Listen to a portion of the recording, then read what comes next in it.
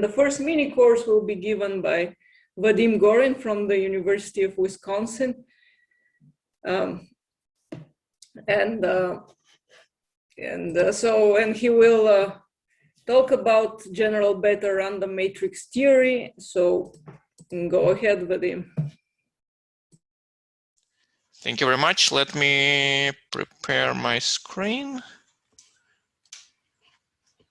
Okay. So wait a second, I will.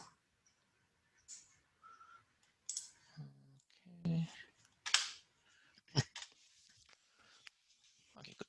So hello everyone. So let me also thank organizers for arranging this meeting. And I would like this lecture to be as interactive as possible. So I encourage everyone to ask me questions. You know, you can ask me in person, or if you're a shy person, you can ask me in chat. That is also perfectly fine with me. So whatever mode is convenient for you. Also, if you don't hear me, just also let me know. I can adjust my volume. So the topic of my lectures is about general beta random matrix theory and these beta parameter. That is what's going to play the role of, inverse temperature in my lectures. That's what is linking to this, general title of this workshop. Let me outline what is going to be happening in these lectures. So we are going to have 3 meetings.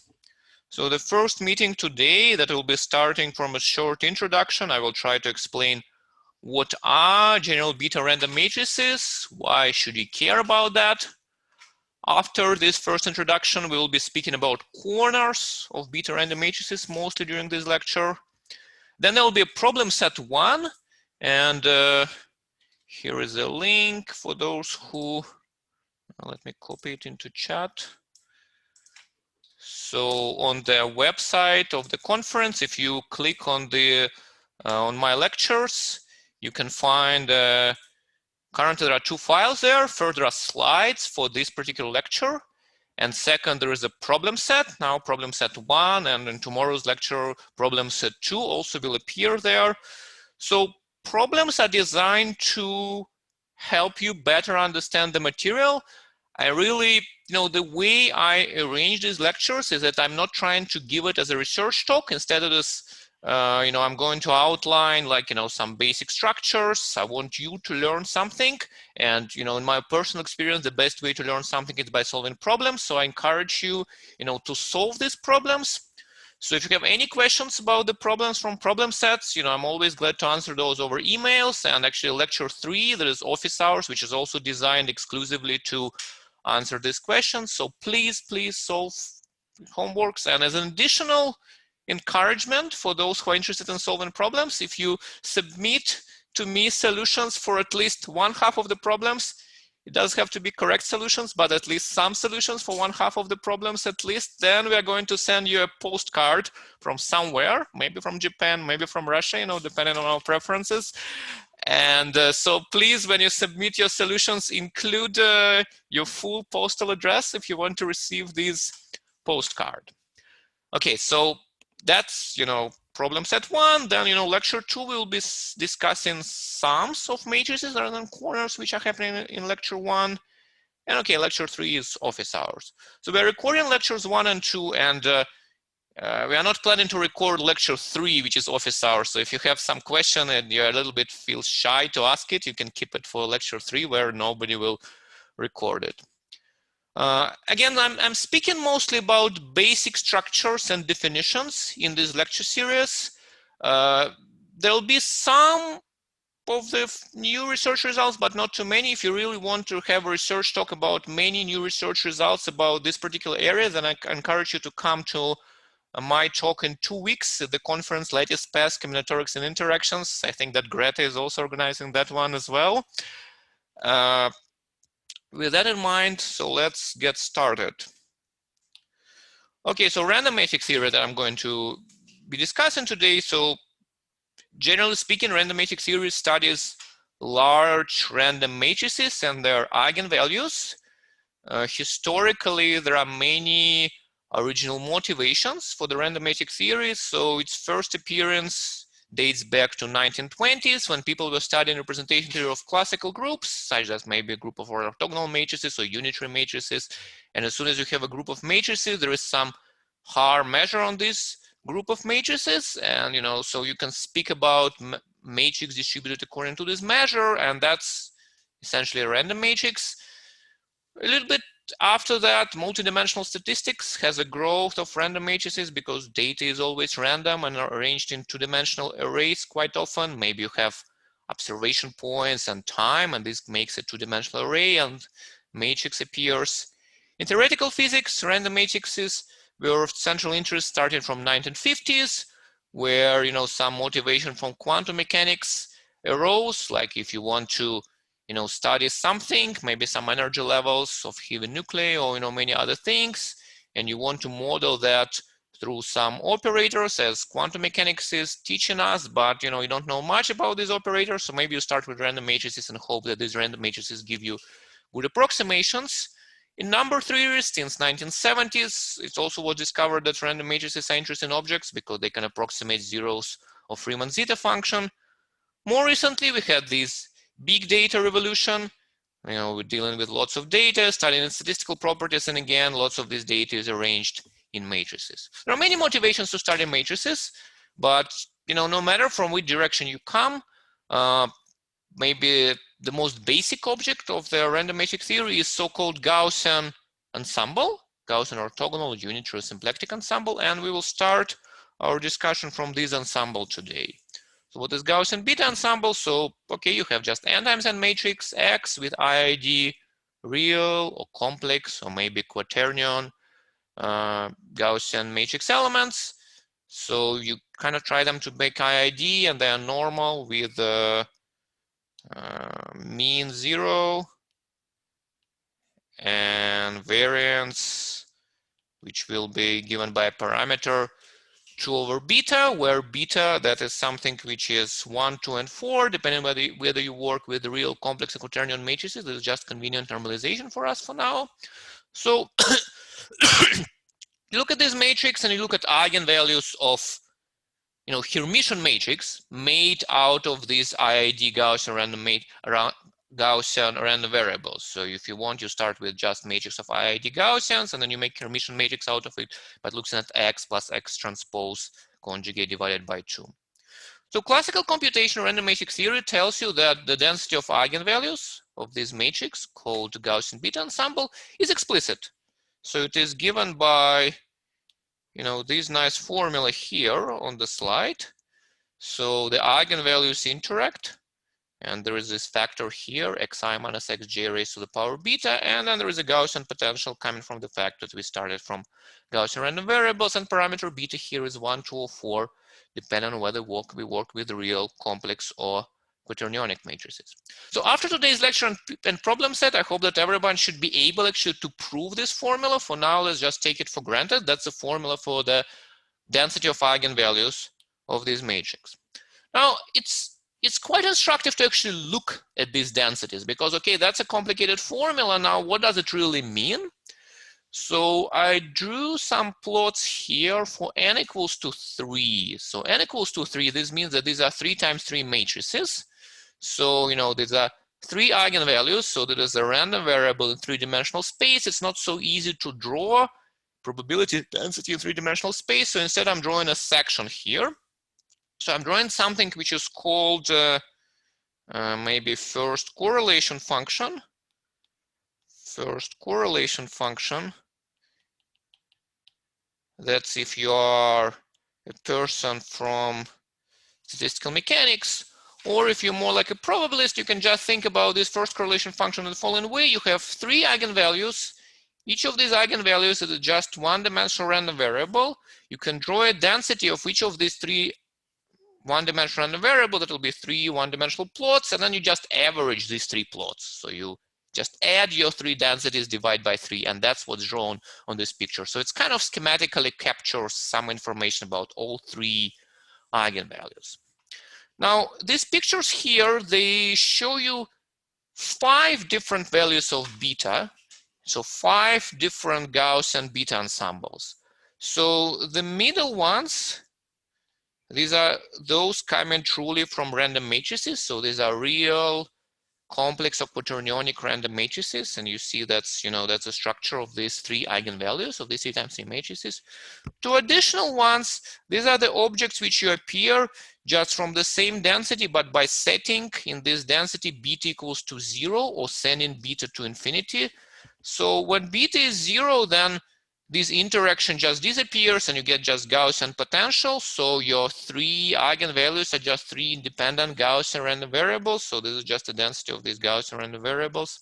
Now, if beta is very large, then something interesting happening here as well. So your eigenvalues, they turn out, you can show that they converge to the roots of Hermite polynomials. So these are these sharp peaks, which you can see on this picture. And you can show that these sharp peaks appear asymptotically after proper scaling at the roots of these Hermite polynomials. So nevertheless, there are 3 interesting values of beta, right? There is this IID Gaussian random variable, there are random matrices, and there are roots of Hermite polynomials. And the fact that there are 5 interesting values of beta, these kind of suggests that maybe it's a good idea to study just these ensembles for general beta. You don't want to prove theorems separately for 5 values of beta, so maybe you want some unification, some general values of beta. And that's what we are going to do here. So we are going to study this general beta random matrix theory, which kind of extrapolates out of these 5 values of beta and tries to develop arguments for which the particular value of beta is not important at all.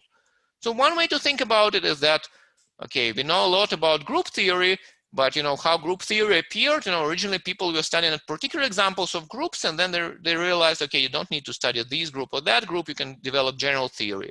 Similarly here, we want to develop general theory which will capture all values of beta simultaneously and go on maybe even beyond these particular values 1, 2, and 4, which we were originally interested in. Okay, so that's what we are going to develop, this general beta random matrix theory here. Now, what are mathematical questions when you want to study these, ensembles of random matrices depending on this value of beta? So generally speaking, there are 2 types of questions. First, there are asymptotic questions. So you have something like density of your Gaussian beta ensemble, and you want to understand what's happening with this density as, n becomes large. So you have like n particles and random particles. You want to understand what's happening probabilistically with these n particles when n is very large, and maybe something is happening with your beta. Maybe it's fixed, maybe it goes to 0, maybe it goes to infinity. So these are asymptotic questions. Now, I will mention briefly these asymptotic questions, but they are not going to be the main content of my talk. Instead, what I'm going to concentrate here in this lecture, these are algebraic lectures. Because, we like matrices not just because they have eigenvalues. We like matrices because we can do many operations with these matrices. So, we can add matrices, we can multiply matrices, and we can trace what's happening with, parameters with these matrices as we do all these algebraic operations. And that's what I'm going to discuss mostly in my class. So I will going to discuss how do you actually add or multiply general beta random matrices. And that is a little bit tricky if you start thinking about that, because okay, in this Gaussian ensemble, somehow there is this parameter beta from which you can extrapolate and think about it being maybe square root of 2 or 5. But if you really want to add matrices, you want some physical matrix with some matrix elements that you can add. But beta was dimension of the field or skew field, but there are no other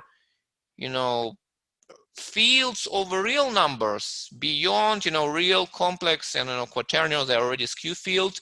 So it's unclear what does it mean to add 2 matrices. So what does it mean to multiply 2 matrices? And that's what we want to develop. I want to explain that actually there is some meaning which you can have for addition, multiplication of beta random matrices. Now, one important comment is that the matrices that we study in this class, they're all going to be self-adjoint. So the spectrum of these matrices is always going to be real, and non-real theory, that is something which goes beyond this class. And we'll mostly discuss eigenvalues here. So that is what we already understand quite nicely, what's happening with eigenvalues of matrices, general values of beta as you add or multiply things.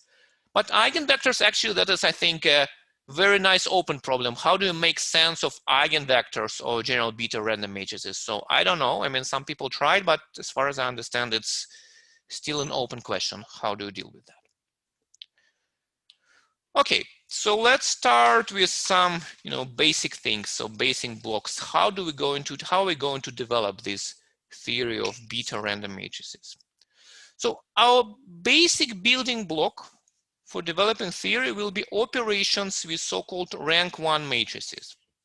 So imagine that you want to add two matrices. Maybe you want just to compute A plus B.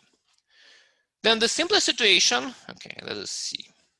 The simplest situation that you can imagine is when, okay, this A is some arbitrary matrix,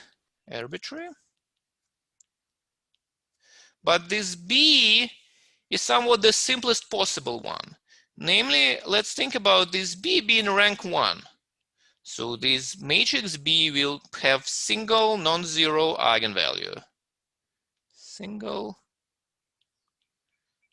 non-zero eigenvalue. Now, if you want to add two matrices, then you can always somehow think about addition of two matrices as several additions of rank 1 matrices, right? Because you can represent any Hermitian matrix as a sum of rank 1 matrices. So if you want to add A plus, large rank matrix B, then maybe you can add instead several rank 1 matrices. So in a sense, you're not losing too much in generality if you start with, rank 1 situations. Now, as we will discover very soon, when you deal with rank 1 situations, then somehow all the formulas are very nice. The fact that rank 1 is nice has been known quite a while. So somehow Hermann Weyl already knew that. So there are some things called Weyl inequalities. Weyl's inequalities. So they connect eigenvalues of matrix C to eigenvalues of matrix A if B is of rank 1.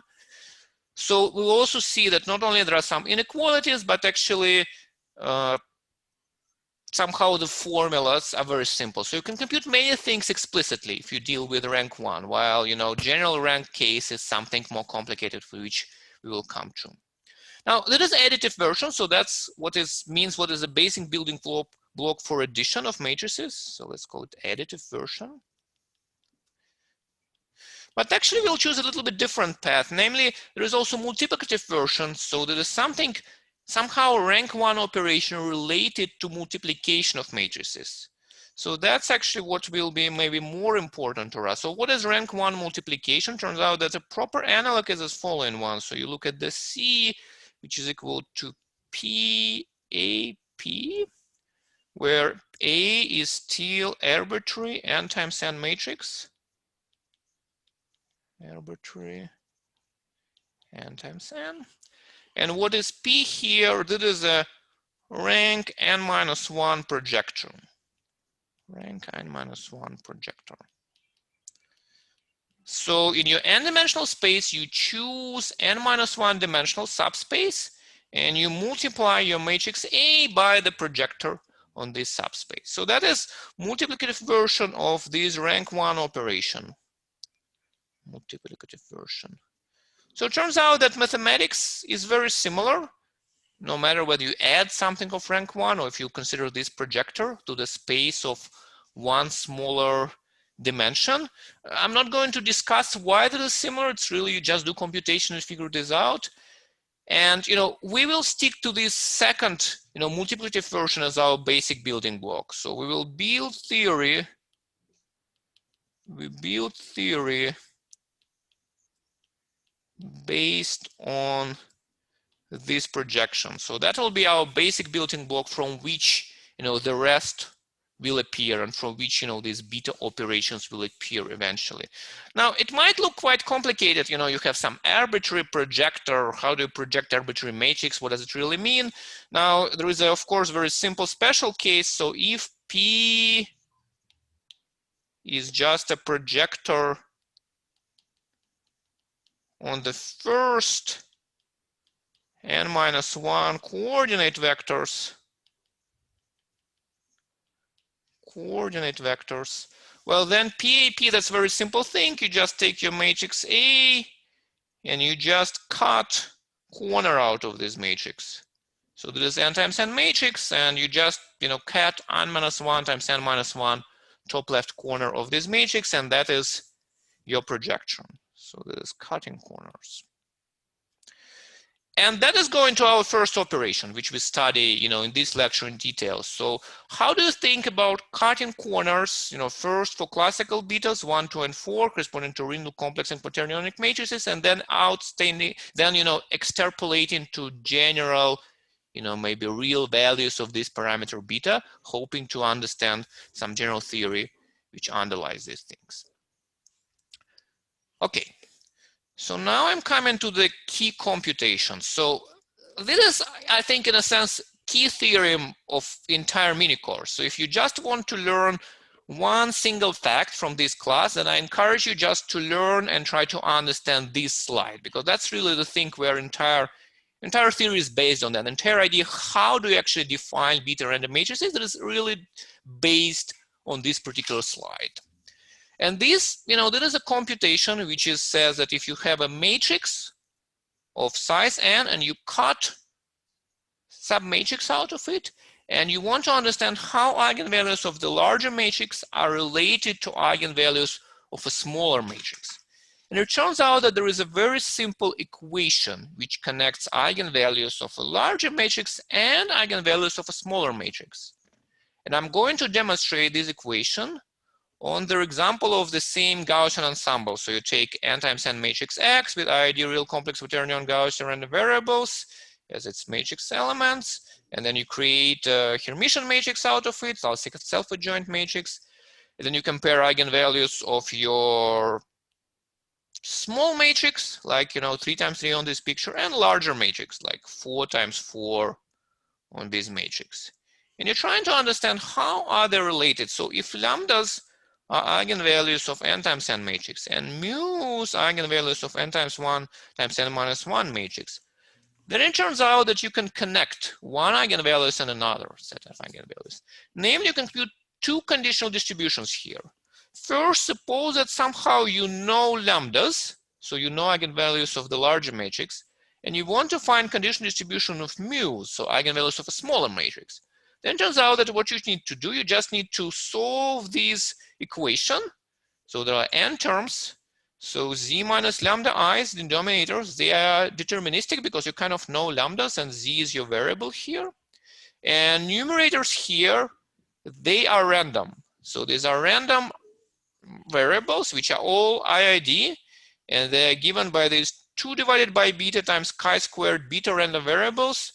So what are these chi-squared beta random variables? So they have explicit density. There's some particular case of gamma distribution, or if that's too complicated for you, gamma distribution, that you can think about those as sum of beta independent squares of normal random variables with proper normalization. So some explicit random variables which very nicely depend on your parameter beta. So you solve this equation, and the roots of this equation, these are mu's given lambdas. So that's one conditional distribution. Now you can also go in different direction. You can instead start from the smaller matrix, so with this 3 times 3 matrix, and you can compute conditional distribution of eigenvalues of larger matrix. Turns out that again, there is a relation between these two things. So you solve slightly different equation. Here is the equation. So now mu's are fixed, so these denominators are deterministic. So z is your variable, and z minus mu I, these are your denominators. Mu's are known. Now there are random parts here. These are these, these are again chi-squared random variables, again independent chi-squared random variables with the same parameters. And then the right-hand side is like slightly different this time. There is z plus another independent normal random variable. Why is this statement important? It's important because there is actually a basis to extension for all values of beta. The reason is that these guys here, so these chi-square random variables, so they have explicit density. Explicit density.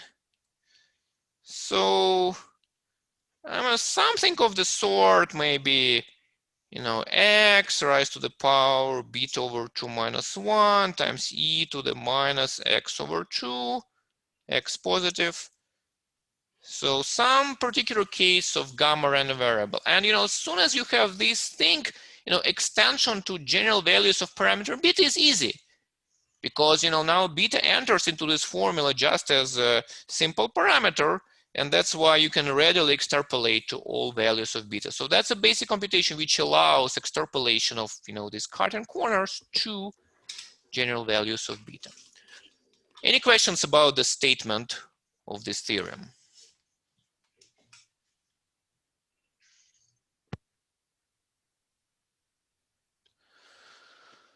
Okay, if there are no questions, I'm actually going to sketch a proof of this theorem because I think that's a quite complicated computation.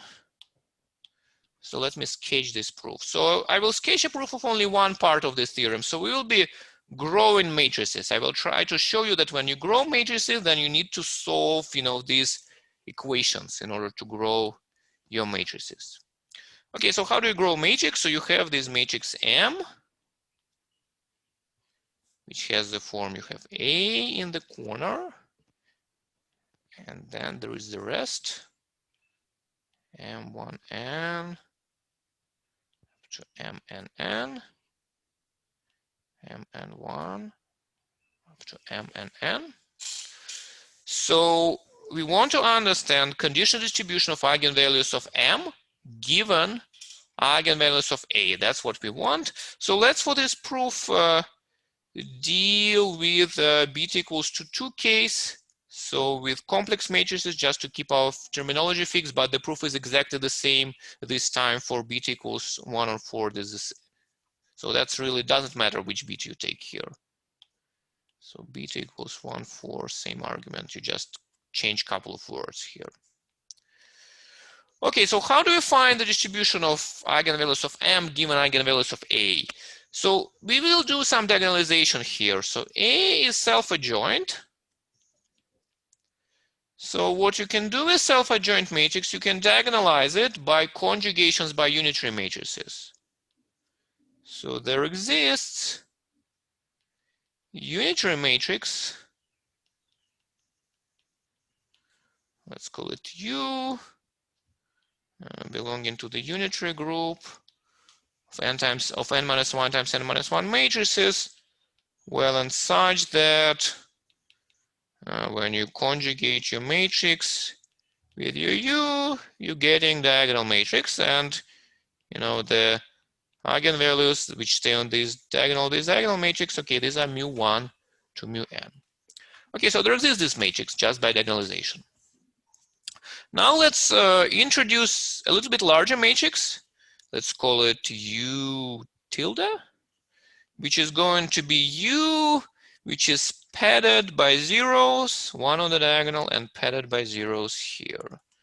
So we want to convert this U from n times n minus 1 times n minus 1 matrix into n times n matrix. So we just add 1 on the diagonal here.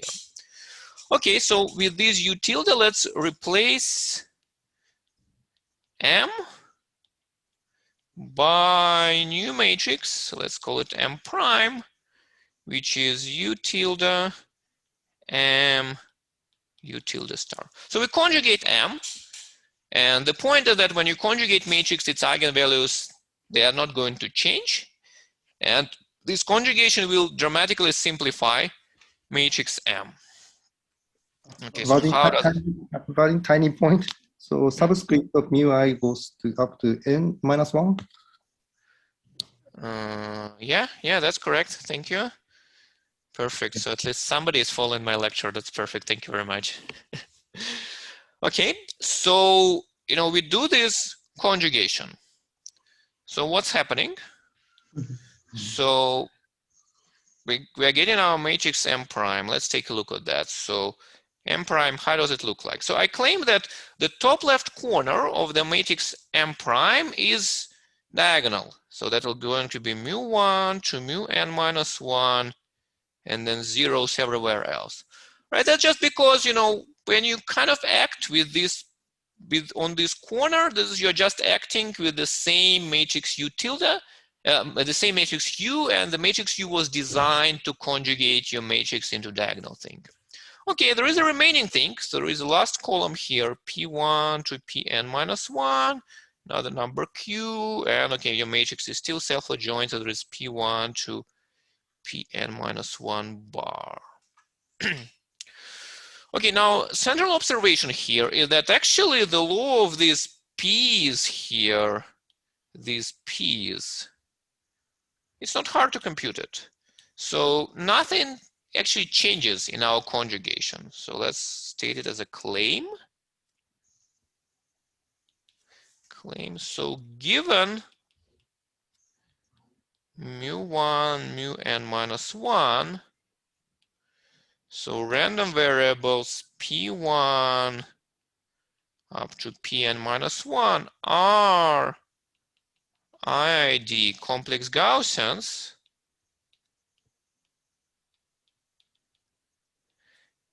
and Q is real normal 0 twice over beta.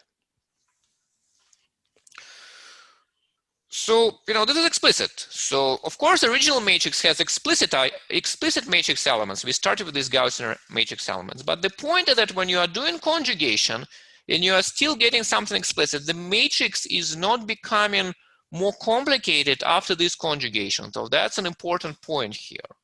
Okay, why is it so? Well, so our vector p1 to pn minus 1. So how is it obtained? Well, it's obtained from the last column of M by rotation, right? Because you took this last column and then you multiply it by these unitary matrix U tilde. So it is obtained from last column of M by rotation. And now what's important is that this rotation is being done by a matrix which is independent from this column itself. So with independent, and that's very important, unitary matrix. Now here's a basic probability exercise which says that if you have a Gaussian vector with IID components, and if you rotate this Gaussian vector, then the result is again Gaussian vector with IID components. It's simply because the Gaussian vectors are uniquely fixed by their covariances. And when you do rotation, the covariance is being conjugated. But when you conjugate identical matrix, you're getting the same identical matrix. So really, nothing is changing there. So, these things, they were Gaussian and they remain Gaussian. It's important here, this independence, because of course, this, the statement about Gaussianity being preserved under rotation, this is only true originally under deterministic rotations, and then you can extend it to independent rotations. But if, rotation itself were correlated with your vector, then of course, everything would fail. Okay, so for P's, it's easy, and, last column of M, originally these were IID complex Gaussians. That's why, nothing really changes, and they're still IID complex Gaussians. Now, what about Q? Q is not being changed at all, right? Q is not changed at all in your transformation, right? So that's just because, your matrix U, it had this 1 here, right, and 0. So when you conjugate with this matrix, you are not changing the corner element. So Q is just M and N, M and N, that was a normal random variable. Okay, good. So we reach this form, we reach this matrix M prime. So what do you do next with it? Okay, so you just say that, okay, we need to compute eigenvalues of this M. So they're the same as eigenvalues of M prime because conjugation does not change eigenvalues. And how do you compute eigenvalues of the matrix? Well, you solve for roots of characteristic polynomial. So they solve the following equation: the determinant of mu1 minus z up to mu n minus z zeros p1 pn minus 1 q minus z p1 bar Pn bar is equal to 0. So that's equation for the eigenvalues of your matrix. So now we just need to simplify this equation. So how do you compute this determinant? So if you see determinant of this matrix, how would you compute it? Any ideas how do you compute determinant of such a matrix? Okay, Greta says something. Audra Bar, yeah, Greta says that there is a typo here again. Good. So any suggestions? How do you compute determinant of such a matrix? Expand it along the first row column. Perfect. Yeah, let's just expand instead in terms of the last column. It doesn't really matter here. So expand in last column. The last column is huge. Yeah, but the point is that once you cross out the last column, the remaining matrix is diagonal. So the determinant is immediate. So when you expand in last column, you get in minus sum I equals 1 to n pi n minus 1 pi bar times product j not equal to I mu j minus z. So how do you get that? Well, that's because imagine that you picked P1, then in your matrix you crossed out first row and first column. Now in the first column afterward, the only non-zero element is P1 bar, so you need to pick P1 bar as well. Now you crossed out, kind of everything, the first row, first column, and also last row, last column. So you kind of crossed, and the remaining thing is diagonal. And that's what's written here. And the similar thing repeats for, all other elements here, except for the last one. So the last one is somewhat special. So that is q minus z times product g equals 1 to n mu j minus z, and that should be equal to 0. Okay, now you just divided this equation by product of mu j minus z, and you notice that these pi bars, what are they? We notice that they are precisely, it should be bar.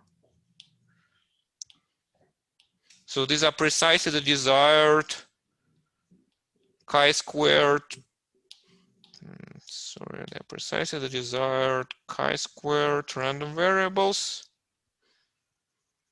Just because, what is, complex number times conjugate, the sum of the squares of coordinates, as coordinates were independent normals. So that's how you get your chi-square random variables. And, that's precisely the equation that we wanted to have, right? That is this equation, which is written on the top, because, Q is normal. And, you have this chi-squared, and that's, that is the equation.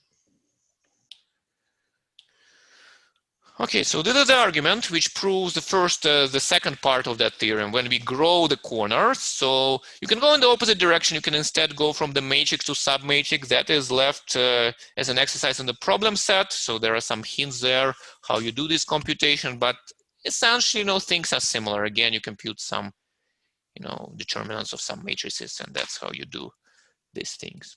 So any questions about this argument? Okay, if no questions, then let's produce some interesting corollaries. So the first simple corollary is that actually eigenvalues of matrix in its corner, they actually interlace. And so, if lambdas and mu's, you can insert one between others. So mu is between lambda 1 and lambda 2, mu 1, now mu 2 is between lambda 2 and lambda 3, etc. So how are we going to prove that? Let's use the second part of the theorem maybe, which we didn't prove, but which will appear in the problem set. Second part of theorem, which is present in problem set 1. So you say that mu i's are roots of the following equation, that f of z, which is by definition sum of psi i's divided by z minus lambda i's. This should be 0. So that is the equation which was in the theorem, right? That is just this equation. Okay, so let's figure out that the roots of this equation indeed are going to interlace with the original lambdas. So how do you see that? Well, first you noted that this equation is actually a polynomial equation. So this is a polynomial equation. So you multiply by all denominators, z minus lambda I, and you get polynomial equation. So what is the degree of this polynomial equation? Can anyone tell me what is the degree of polynomial which you get?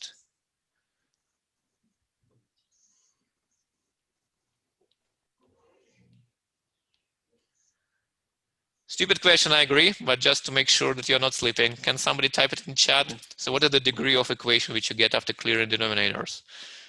N minus 1. Perfect, n minus 1. So that's polynomial equation of degree n minus 1. So it's going to have precisely n minus 1 roots. And that's good because we want to have n minus 1 of these eigenvalues, right? So there is a match here. Now, when you look at this function f of z, then, okay, let's first write a thing that, you know, psi i's are positive, almost sure, because this was these chi-squared random variables. And that's why you can easily understand what's happening with your function f of z. So f of z on segment lambda I plus 1 goes from where to where? I think it goes from plus infinity to minus infinity, right? Because if you're a little bit to the right from lambda I, then because of this z minus lambda I, this, you know, thing which is huge to close to 0, so inverse thing is huge, so you're close to plus infinity, and when you reach the next eigenvalue, then you're close to minus infinity. Okay, so you go from plus infinity to minus infinity, but your function is of course continuous. But f is continuous. So that's why there exists a root in each segment lambda I plus 1. But then how many segments do we have? We have n minus 1 of these segments, right? And that matches the number of roots. So we conclude that the roots precisely appear in these segments and nowhere else. So we pin down all the roots and they satisfy these interlacing inequalities. So we located all roots and they interlace.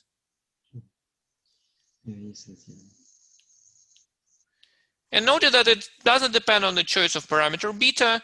You know, 1, 2, 4, or can even take it to be arbitrary real number. The argument is still working, right? So you don't need to know anything about your matrix actually to see this, you know, interlacing of roots of matrix and its submatrix. So next corollary is a little bit more complicated, namely this basic computation which we did allows us to now compute the joint law of eigenvalues of all corners of your matrix. So this was this basic operation which I promised to you. So we're cutting corner of size n minus 1, but of course you can iterate this operation. Now you can cut corner of size n minus 2, size n minus 3, etc. And eventually you can cut corners of all sizes and look at these kind of eigenvalues of all these corners. And that's what I did here. So I started with matrix M, the same Gaussian matrix. I cut all corners out of it and I put them in a triangular array here. So we already know interlacements. So this is eigenvalue of 1 times 1 matrix, and these are eigenvalues of 2 times 2 matrix, 3 times 3 matrix, 4 times 4 matrix. They fall interlace. And I claim that actually with these basic computations which we just did, we now can compute joint density of all interlacing eigenvalues. So there's a joint density of this array of these eigenvalues, and this turns out to be given by very explicit formula. So here is this formula here. And these eigenvalues whose density is given by this formula. Okay, I'm emitting some normalization constant here, which is explicit, which you can also compute. But this eigenvalue there, the name which we'll be using for them is Gaussian beta corners process, because this comes from the corners of Gaussian matrix. Now let's discuss a little bit about the structure of this formula. So there is this thing which is kind of Gaussian potential. This comes from the fact that we started from Gaussian matrices. Now there is this thing which kind of encodes certain interactions between levels k and k plus 1. So let's call it cross-level interactions. And there are these terms which encode in-level interactions.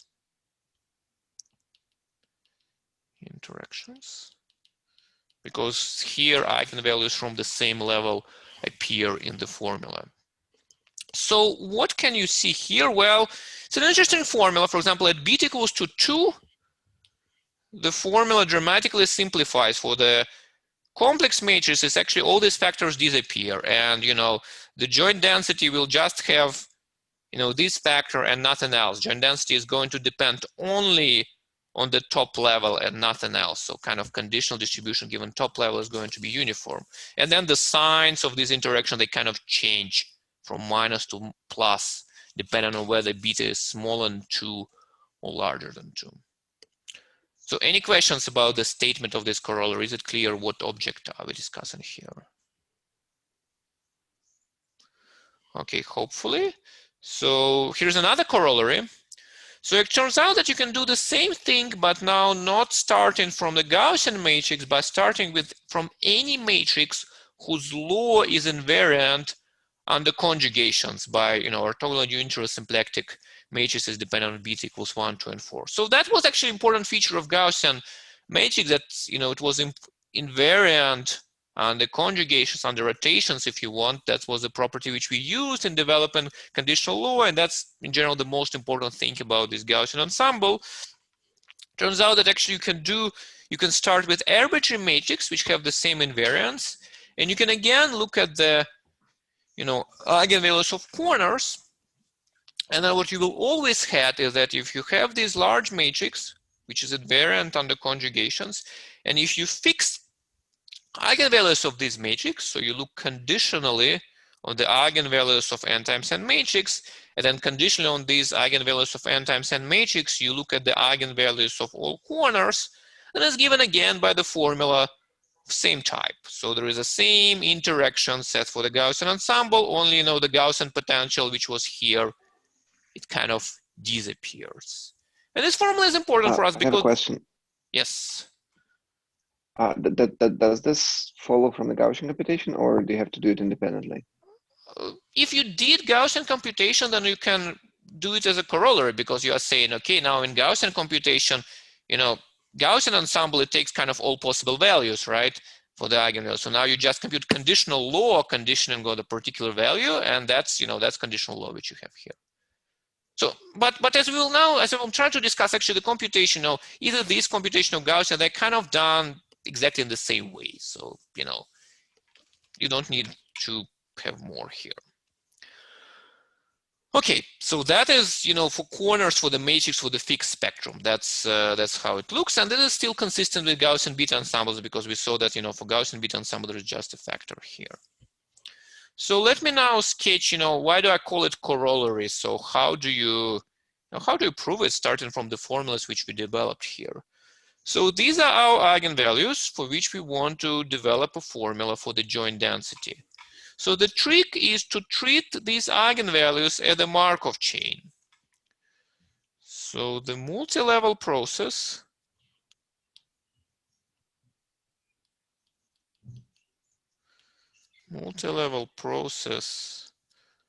of eigenvalue, and by level I just mean the size of your matrix, which is changing. So this is a Markov chain. Is a Markov chain with time being size of the matrix. size of the matrix. You can view this matrix, this Markov chain, in two ways. Either you can think that the time kind of grows in that direction. So you start with 0 times 0 matrix, and then you go to 1 times 1 matrix, 2 times 2 matrix, etc., until you reach what you want. Or if you want, you can go other way around. You can start with n times n matrix and then go down. So actually it turns out that for Gaussian ensembles, it's a little bit more convenient to start from below, just because the up transition probabilities are simpler, while for the matrix with fixed spectrum, it's a little bit more convenient to start from the top, because on the top we know precisely eigenvalues, they were fixed deterministically. But no matter in which direction you go, well, how do you compute the joint law in the Markov chain?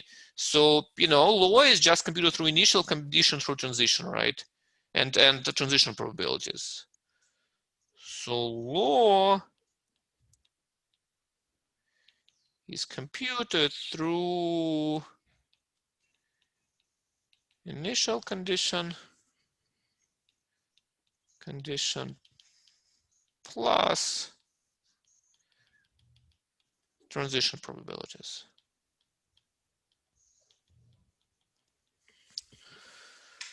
Okay, so you know, you can either start from level 0 and grow according to transition probabilities, or start from topmost level and decrease according to transition probabilities.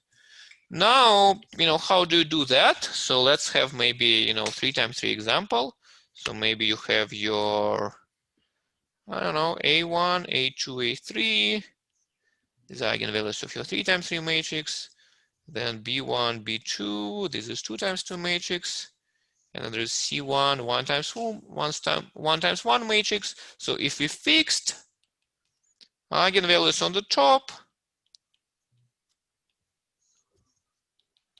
fixed, then, well, what is the law? So you need to do transition from level 3 to level 2, from A1, A2, A3 into B1, B2. And then you need to make transition from level 2 to level 1. So from B1, B2 to C1. So you just need to multiply these two transition probabilities to get your formula. Now, you know, the transitions themselves, they're actually given by our theorem, right? So the transitions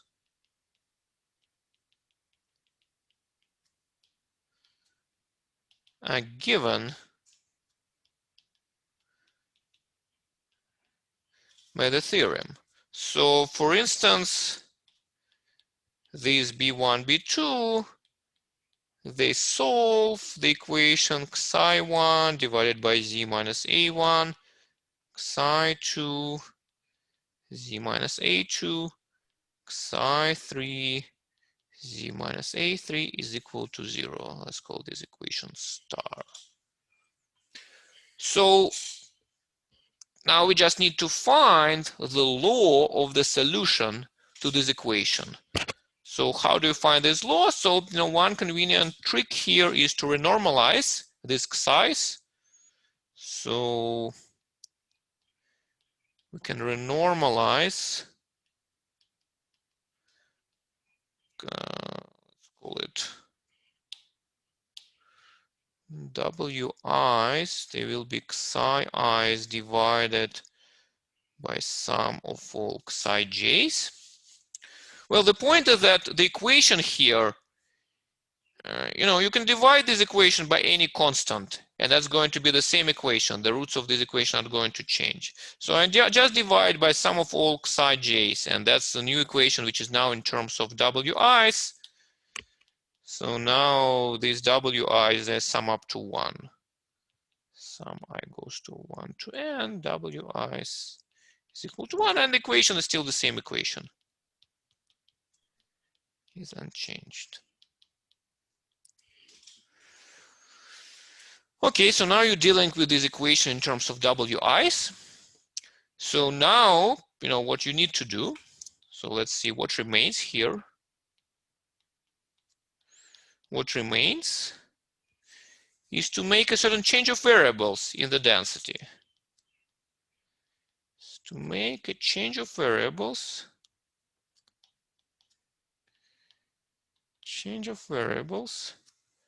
Well, to compute the density.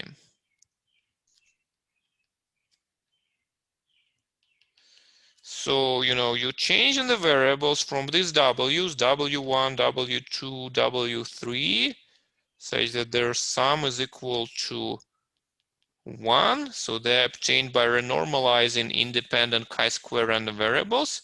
But what you actually want, you want B1 and B2. So knowing the joint density of W's, because they obtained from chi-squared, you want to find joint density of B's.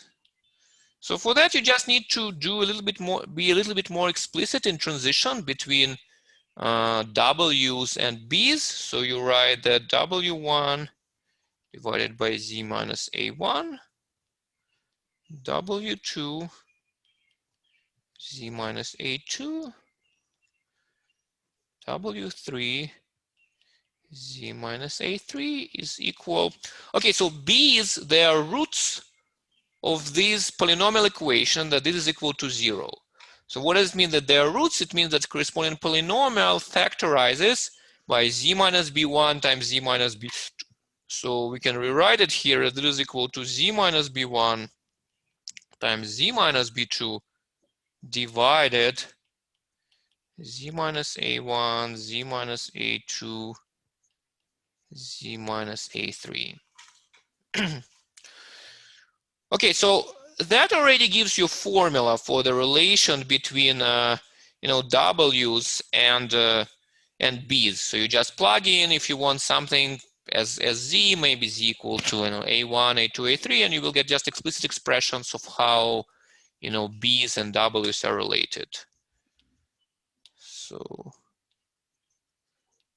plug in Z equals A1, A2, A3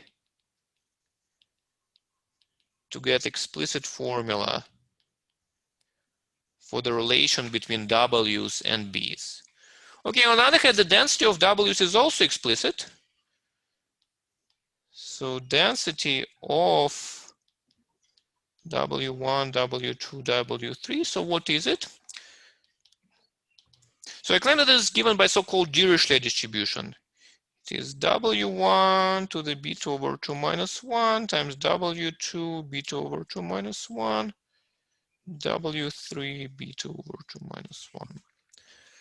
This is simply because, W, how were they obtained? They were obtained by renormalization of chi-squared random variables. So chi-squared random variable, they had these factors, variable raised to the power W2, beta over 2 minus 1. So we had a factor for each of those. Now there were exponential things, but when you do renormalization, these exponents disappear. And so you're getting this distribution, which is called Dirichlet distribution.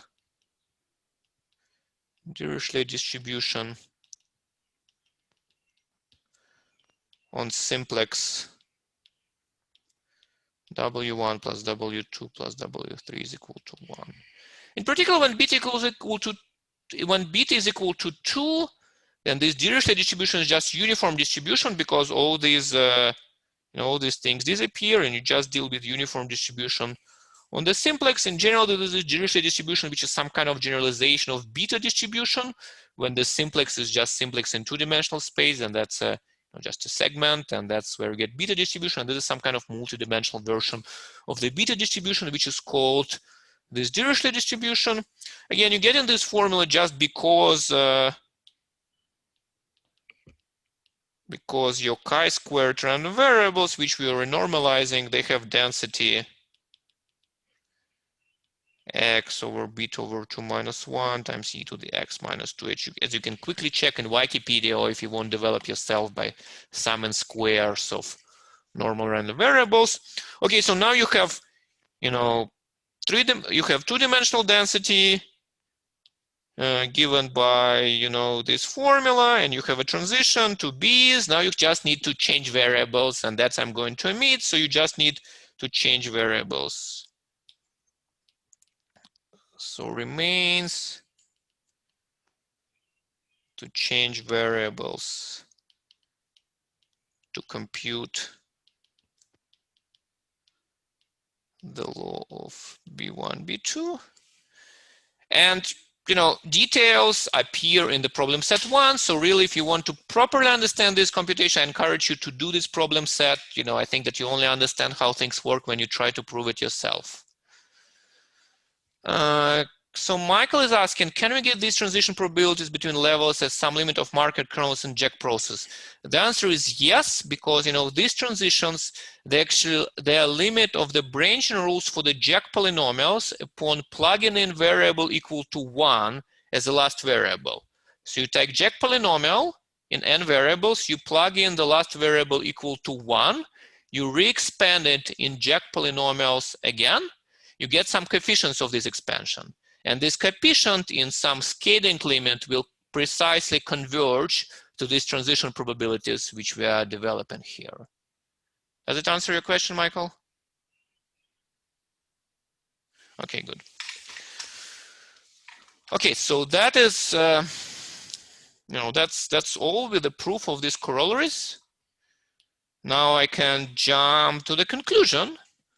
So the conclusion is that now we have a base for defining eigenvalues of corners of beta random matrix, right? So we don't have this field of dimension beta.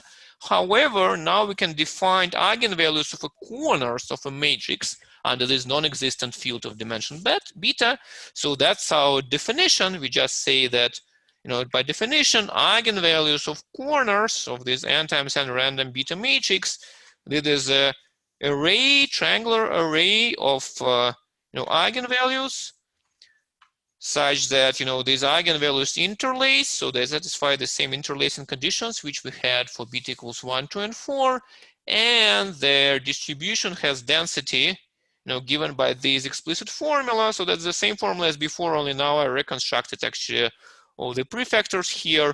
So the prefactors actually appear just from the normalization of these Dirichlet distributions, which were appearing in the last slide. So, that's why you have some, gamma factors, because it's some version of beta function, which is product of gamma functions, and that's what appears in this normalization.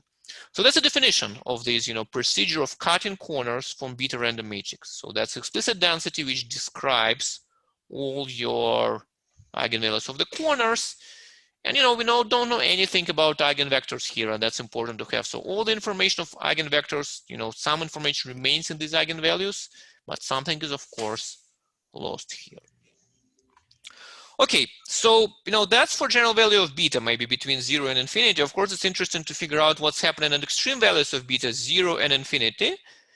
Turns out that actually things simplify dramatically at beta equals to 0 and beta equal to infinity. Let's try to see that, because there is a kind of interesting operation which appears at beta equals to infinity. That's, this corners process at beta equals to infinity. So here is a theorem. So we have this beta corners process, and we send in this beta corners process beta to infinity. So this non-existent field now has very large dimension. And the claim is that our process degenerates to something deterministic. So all the randomness disappear. Now instead you have a deterministic transitions. We have this Markov kernels from level n to level n minus 1, n minus 2, etc. Now these Markov kernels now look very easy. Namely, you need to take kind of characteristic polynomial of your matrix. So product of here, so product of z minus aj. So you start with n times n matrix with eigenvalues a1 to an. And then you just take derivatives of this matrix, or of this characteristic polynomial.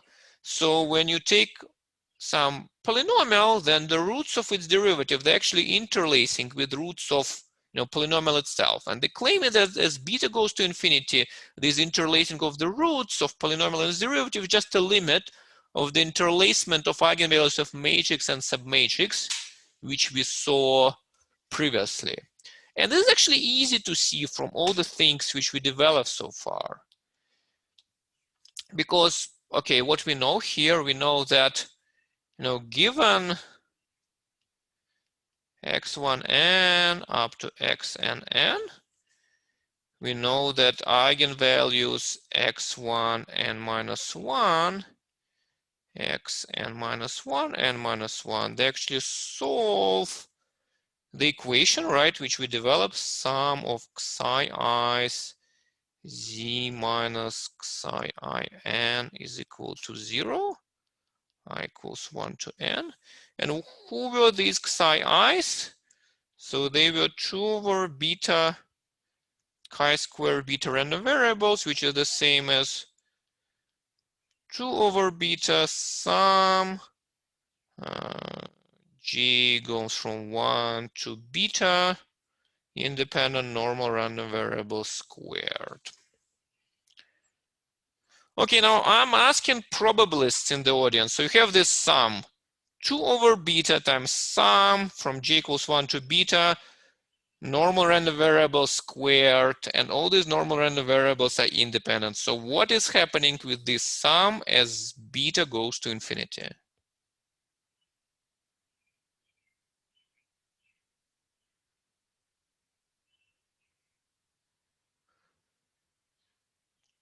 So independent normals, you square them, yes. So there's an answer in the chat. It goes to 2, just because this is what's called law of large numbers, right? Law of large numbers says that this goes to 2, because each of these things, it has expectation 1, and they're independent. So sum of the beta of those, that's beta, divide by beta cancels out, it goes to 2. Well, formally speaking, of course, this formula makes sense only when beta is an integer. So when beta is a real number, you need instead to work directly with the density of gamma random variable. But there, you can compute expectation and variance of this Gaussian random variable and see that, when beta is not an integer, there's still the same theorem that this thing still converges to 2. So then you can just take directly the limit of this equation. A question. Yeah. So we also have the central limit theorem. Is it needed here? No, not really. This is just a first order statement. So you will need central limit theorem if you want to look at the corrections. If you kind of want the convergence to have, you have convergence to these roots of derivative, and maybe you want to have to look at the small Gaussian corrections to that. So for example, like last year we had an article with Victor Clepson where we were discussing, these corrections. For those, yes, so you can develop those corrections using the central limit theorem. But for this theorem, it's not necessary. Okay, so you send beta to infinity, so you get an equation which is twice sum of 1 minus z minus xin is equal to 0. Okay, you now just multiply it by product z minus xin, I equals 1 to n divided by 2. And what you get precisely derivative, right? And get ddz from the product goes 1 to n z minus xi. Oops, what have I done? What have I done? Z minus xi. So, we get convergence to the roots of derivative, and this proves this theorem. So any questions about this theorem that, this beta corners process as beta equals to infinity just becomes kind of deterministic thing where you take derivatives of polynomial. Okay. So if there are no questions, let me just end with one asymptotic result, because asymptotic results eventually are very important to the theory, because eventually you want to understand maybe large random matrices. That's eventual task. So you want to develop our theory of beta random matrices in such a way that asymptotic results also will be possible. I'm not going to prove this result in this class, but just to keep in mind that there is an interesting asymptotic result here. So let me state this asymptotic result first for derivatives. So suppose that n is very large, and you have on the top level your eigenvalues or roots of your characteristic polynomial, for which you know that they somehow depend regularly on n. Namely, as n becomes very large, you look at what's usually called empirical measure of these eigenvalues. So you put masses 1 over n on the points corresponding to these eigenvalues, and you assume that the probability measure which you obtain in this way by putting masses 1 over n, it converges to some limiting probability measure mu. So this just says that there is some regularity in how your roots grow. They their density of these roots or eigenvalues approximates some continuous density as n goes to infinity. So let's encode this density through its so-called Stieltjes transform. So this is just integral transform of this measure, just in convenient language for us. Then what you do with these roots, you compute derivatives as before. So you start with your polynomial of degree n. You compute its n minus k derivative. You get polynomial of degree k, and you look at the roots of this polynomial of degree k. Now you assume that n is large and k is also large, so that the ratio k divided by n converges to some limiting value. Let's call it maybe alpha. Then the claim is that in this situation, the empirical measure of the roots of this smaller polynomial, which you obtain by differentiation, again converges to something, to some new measure. Let's call it mu alpha, which depends on two things. It depends on mu, and it depends on alpha. And again, if you encode this measure in terms of its integral transform, this Cauchy-Stieltjes transform here, then it turns out that there is a relatively simple relation between Cauchy-Stieltjes transform of the measure mu alpha and Cauchy-Stieltjes transform of measure mu. Namely, what you need to do, you need to compute a thing which is called sometimes Voiculescu R transform of your measure. Voiculescu R transform. Namely, you look at your Stieltjes transform that is a function. So you invert this function, invert not in the form where you compute 1 divided by something, but invert in the form how, inverse function to exponent is a logarithm. So you do functional inversion of this thing. So when you do functional inversion, you get a function with singularity, and you subtract the singularity.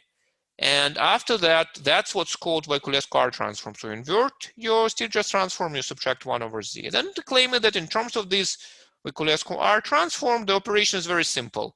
You just multiply by alpha, and that's how you pass from mu to the mu alpha. So this tells you, for beta equals to infinity first, how are eigenvalues of very large matrix related asymptotically to the eigenvalues of the large corner of the same matrix. Now, I stated this result for, beta equals to infinity. So for these cutting corners, but actually exactly the same result is available for each positive beta.